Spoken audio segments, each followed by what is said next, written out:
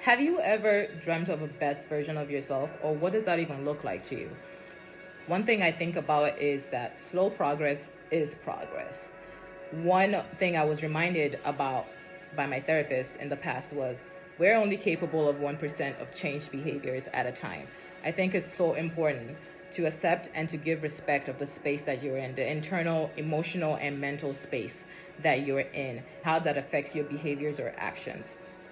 To accept and to give respect to that gives rise to further changes that you want in your life. I think that it's important to recognize that because we're able to take the steps required towards our ideal self or the best version of ourselves. Oftentimes in our humanness, we stay in self-loathing and self-flagellation cycles, really, because of the one step forward, two step backwards, or insert whatever amount of steps backwards that you have done or you have heard about in your life. This is actually really, it stops people from moving forward because they're stuck in the cycle of, I can't do better. This is just me. This is how I've been. That is not true, right?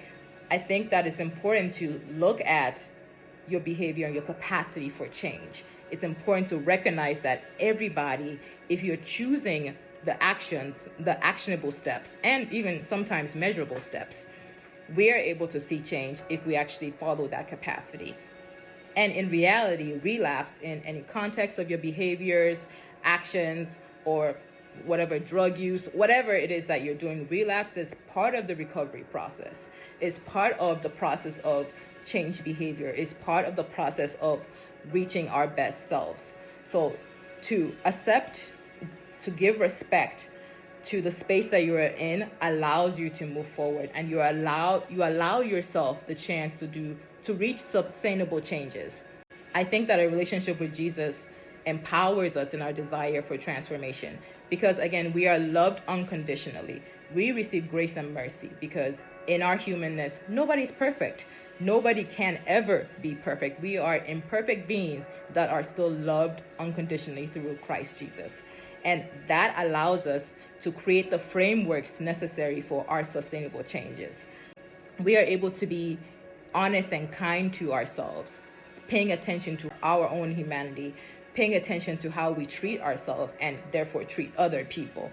So therefore, we are able to give respect to the small steps required to make big changes. So I think it's important to pay attention to the fact that slow progress is progress. And honestly, I have great respect for anyone that is taking small steps towards the progress. I don't care how small it is, but if I see that you recognize that there's an issue, if I see that you recognize that you have a problem, you're actually doing something about it, I have great respect for you because that tells me that not only do you have the humility required, but you also have great self-respect. Therefore, I respect you. Those that sit in the comfort of their dysfunction, sit in the comfort of negative behaviors, to me, I question their self-respect and I question their self-worth. Really, I question whatever steps they're taking towards self-actualization because honestly, you should want to be the best version of yourself. You should want to have the ease and comfort that comes with being the best version of yourself because actually staying in negativity hurts ourselves. It hurts our nervous system. It hurts our bodies. It hurts blood flow. It hurts so many different things. But sometimes we're so comfortable in dysfunction. We're comfortable in negativity. And sometimes it takes someone to point it out for you to realize I've been stuck, right? And if you're stuck, that means you're able to move forward as well. So again, I will say slow progress is progress. And one thing that my pastor said many years ago is that an iPhone gets an upgrade every year. What do you mean you can't change? I absolutely love that quote because it's just like, in reality, iPhone, does it change that much? No. But the point is there's always some sort of upgrade or transformation each year. And that's just an analogy of how much capacity of change that we as humans have. So think about it. Are you allowing yourself to follow the capacity of change that you actually have? Are you giving respect to the slow progress that you have actually shown towards the change behaviors or actions or towards your goals, visions, all these different things that matter to you? Think about it.